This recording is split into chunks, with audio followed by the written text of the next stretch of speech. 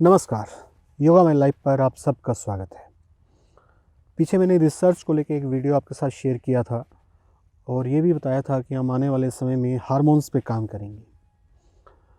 Hormones हमारे शरीर के अंदर पैदा होने वाले ख़ास तरह के केमिकल्स हैं, जो छोटी से छोटी घटना, चाहे वो खुशी हो, चाहे वो गमी हो, चाहे वो बॉडी के ऊपर कंट्रोल हो, चाहे वो हमारे शरीर के ऊपर कंट्रोल हो। कंट्रोल कैसा कि जैसे मुझे बुखार हो रहा है तो ये भी एक हार्मोन्स तय करता है। और मुझे सर्दी लग रही, एकदम शरीर ठंडा होने लगा है, ठंडक महसूस होने लगी है, या एकदम से गर्मी लगने लगी है, जैसे कि ध्यान में भी ऐसा हो जाता है, वही हार्मोन्स रिलीज़ करते हैं। लेकिन आज का जो टॉपिक है एक अलग तरीके का हार्मोन्स है, जिसके बारे में मैं आपसे बातचीत करने जा रहा हूँ। वो हार्मोन है डोपामाइन। शायद आपने डोपामाइन का नाम पहले सुना होगा, या हो सकता है आप डोपामाइन के बारे में जानते भी हों। लेकिन मेरा जो दृष्टिकोण है वो थोड़ा सा अलग टाइप का है इस हार्मोन्स को लेके। मैं डोपामाइन को मेडिकली तो समझना चाहता ही हूँ, और मेडिकल समझना इतना ज़्यादा मुश्किल भी नहीं है। बहुत सारे वीडियो हैं, या हो सकता है आप भी इस फील्ड से संबंधित हों, मेडिकल फील्ड से स्टूडेंट हों, मेडिकल के स्टूडेंट हों, या किसी और सब्जेक्ट के स्टूडेंट हों, तो आप डोपामाइन के बारे में जानते हों। साइकोलॉजी के स्टूडेंट हो तो भी जानते होंगे।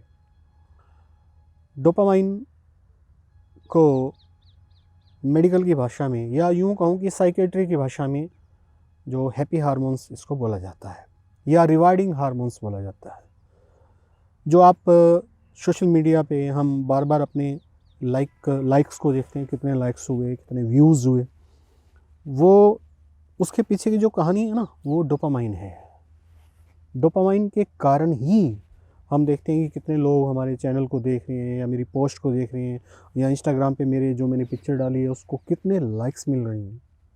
यहाँ तक जो बात है डोपामाइन की कहानी है, वो लोग जो है हमारे माइंड के साथ खेल रहे हैं, हमारे माइंड में पैदा होने वाले हार्मोन्स के साथ खेल रहे हैं। वो सही है। फ़िलहाल वो मेरा उद्देश्य नहीं है उस कहानी को रिवील करना या उस पर काम करना, क्योंकि दुनिया में बहुत सारे लोग उस कहानी पे ऑलरेडी काम कर रहे हैं। क्योंकि डोपामाइन अगर ज़्यादा रिलीज़ होगा तो उसकी कुछ खामियां भी हैं, उस पर भी बातचीत करेंगे। लेकिन मेरा, जैसे मैंने बताया कि मेरा जो कंसर्न है वो मेडिटेशन से संबंधित है। किस तरीके से मेडिटेशन से हम इन सब चीज़ों को ठीक कर सकते हैं। और डोपामाइन का रिलीज़ मेडिटेशन में भी होता है। एक रिवार्डिंग केमिकल है, एक रिवार्डिंग मैकेनिज़्म है बॉडी का, हॉर्मोन्स है, जो एक साथ 3 काम करता है। इस बात को समझिएगा बड़े ध्यान से, क्योंकि यह सबकी ज़िंदगियों से जुड़ा हुआ है। डोपामाइन एक साथ 3 कार्य करता है। हमें आनंद की अनुभूति देता है। मान लीजिए मैंने एक पिक्चर डाली इंस्टाग्राम पे, एक छोटी सी बात कर रहा हूँ। पिक्चर डाली तो अब नेचुरल है, पिक्चर डाली तो मैं देखूँगा कौन लोग इनको पसंद कर रहे हैं, किसने लाइक किया है, कितने व्यूज़ मुझे मिले हैं। तो उससे क्या होता है, मुझे खुशी मिल रही है इंटरनली। मुझे पता ही नहीं चल पा रहा कि भाई ये किस मैकेनिज़्म का मैं एक हिस्सा बनने जा रहा हूँ, या यूँ भी कह सकते हैं शिकार हो रहा हूँ, कि मैं उसको बार बार देखता हूँ कि अब कितने व्यूज़ आ गए, किस किस ने देखा, अरे उसने तो लाइक किया ही नहीं, इसने तो लाइक किया नहीं, मैं तो उसके पिक्चर को बहुत लाइक करता हूँ या करती हूँ, उसने तो मेरे पिक्चर को लाइक ही नहीं किया।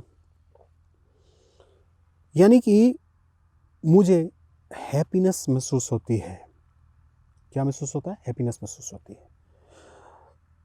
अब एक पिक्चर मैंने डाली सोशल मीडिया पे, उसको लाइक्स मिले, मुझे हैप्पीनेस महसूस हुई। अब क्या हुआ, वही हैप्पीनेस मैं दोबारा लेना चाहता हूँ, फिर मैं दूसरी पिक्चर किसी दूसरे स्टाइल में, किसी दूसरे तरीके से फिर डालता हूँ। फिर वही का वही प्रोसेस चलता है। फिर मैं देखता हूँ बार बार खोल के लाइक्स मिल रहे हैं या नहीं मिल रहे। यानी कि डोपामाइन क्या करता है, मुझे खुशी देता है, रिवार्ड देता है, एक तरीके से रिवार्डिंग हार्मोन्स है, रिवार्ड देता है, और साथ में मुझे उकसा भी रहा है वही दोबारा करने को।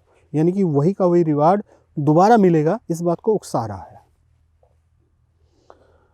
अब एक साथ 3 काम करता है। पहला खुशी देता है, दूसरा आपको मोटिवेशन देता है, उसको मोटिवेशन भी कह सकते हैं, लेकिन मोटिवेशन जो है पॉजिटिव होनी चाहिए, नेगेटिव नहीं होनी चाहिए।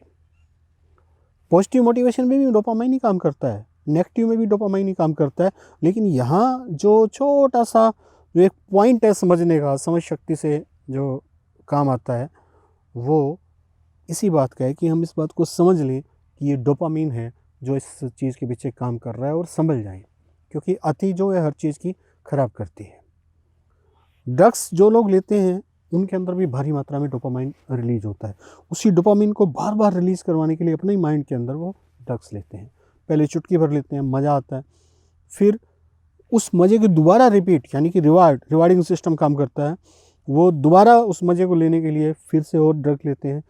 अब देखिए, डोपामाइन मोटिवेट कर रहा है दोबारा लेने के लिए, लेकिन अब वो मज़ा उतना रिलीज़ हो उसके लिए ड्रग की मात्रा बढ़ती चली जाती है, या और ज़्यादा रिलीज़ हो, और ज़्यादा मज़ा मिले, उससे ड्रग की मात्रा बढ़ती चली जाती है। हर चीज़ में ऐसा है।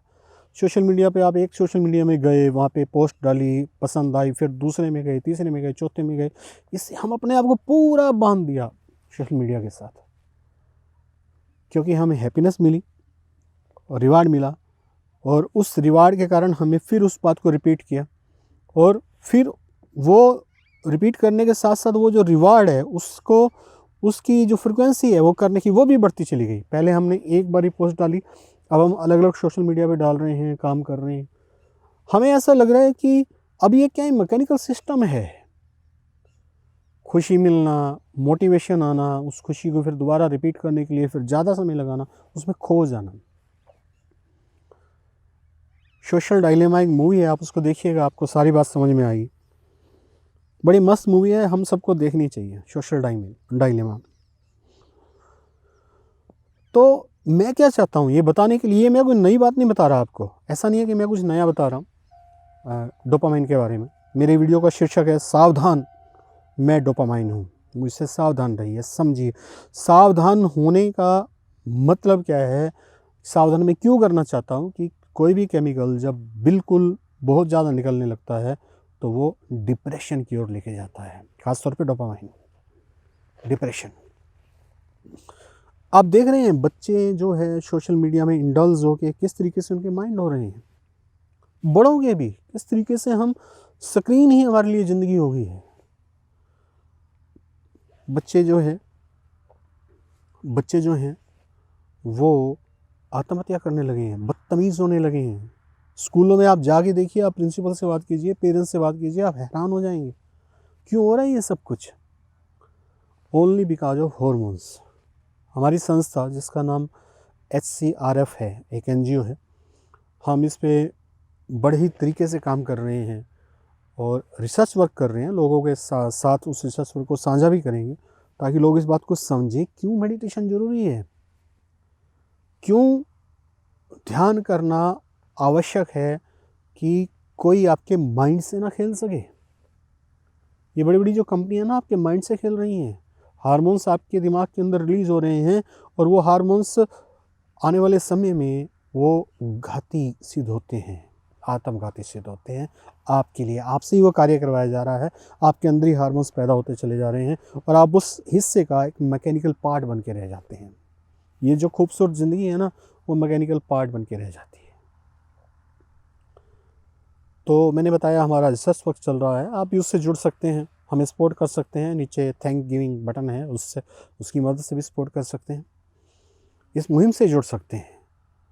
आप हमारे चैनल पर बने रहिए, इससे रिलेटेड जो रिसर्चेज हैं हम आपके सामने बहुत जल्द समय समय पे लेकर आएंगे और आपके साथ शेयर करते रहेंगे।